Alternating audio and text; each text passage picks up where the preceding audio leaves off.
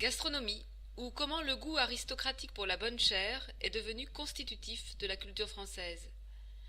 La souris d'agneau, l'écrasé de pommes de terre, la crème brûlée, le fondant au chocolat et son cœur coulant à souhait, tous ces noms évoquent des saveurs anciennes héritées de la tradition, avec la pointe d'audace créative qui signerait l'excellence à la française. Des plats qui posent volontiers au classique sur les cartes des brasseries et restaurants. Et pourtant, une enquête journalistique révélait il y a peu que 70% de ces mêmes restaurants serviraient non pas des plats longuement mijotés en cuisine, mais de simples produits de l'industrie agroalimentaire, livrés en sachets prêts à l'emploi. La dextérité des chefs se bornerait désormais à savoir retirer un emballage et à mettre en marche le micro-ondes. La gastronomie française serait-elle menacée, alors même que depuis novembre 2010, elle figure au patrimoine culturel immatériel de l'humanité, selon le classement établi par l'UNESCO.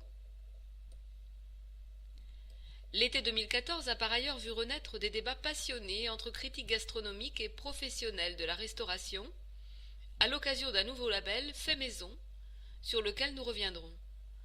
Pour l'heure, l'occasion nous était donc donnée de parler un peu gastronomie française et de nous interroger sur son histoire.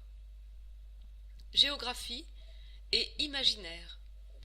On peut bien sûr évoquer la richesse et la variété des sols et des paysages, prodigalité physique qui s'explique en partie par une localisation particulière, en latitude et longitude.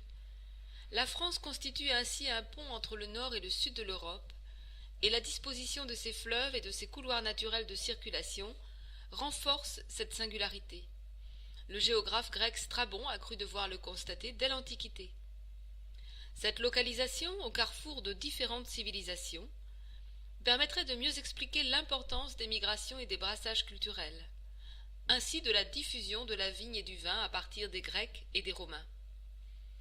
Et il est vrai que cette géographie heureuse et prodigue favorise très tôt l'apparition d'une aristocratie foncière, riche, dominée par une monarchie rapidement puissante et centralisatrice, soucieuse de s'affirmer. La cuisine devient alors l'occasion de montrer la magnificence du pouvoir, qu'il soit royal ou seigneurial. C'est donc déjà affirmé que la cuisine est profondément culturelle, et que la géographie et les terroirs ne seraient rien s'ils n'étaient investis par des imaginaires. L'historien Jean-Robert Pitt l'a bien montré à propos du vin. C'est un terroir modeste, peu choyé par le soleil, qui produit un vin mondialement connu, qui s'est imposé comme le vin de la réussite, de la fête et de l'amour, le champagne. Sols et climats, s'ils sont importants, ne suffisent donc pas à justifier le raffinement de la cuisine française, qui du reste au Moyen-Âge n'a pas encore cette réputation.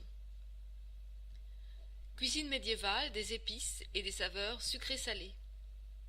Dès l'époque médiévale, une cuisine qualifiée par certains de nationale, en tout cas singulière et créative, et d'essence chevaleresque, commence à se développer, surtout à Paris qui devient dès Philippe Auguste, 1180-1223, la capitale d'un des plus riches et puissants royaumes d'Occident.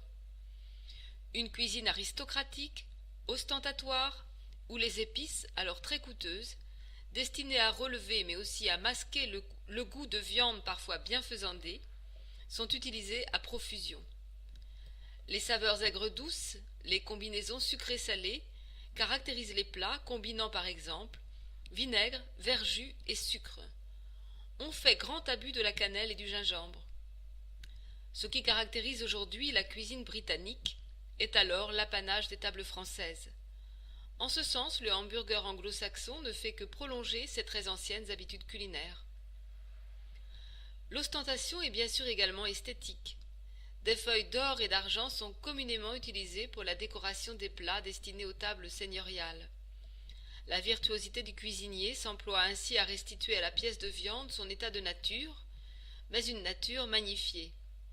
Cygnes et pans parviennent sur les tables seigneuriales, les pattes et le bec dorés à l'or, et parés de leur ancien plumage.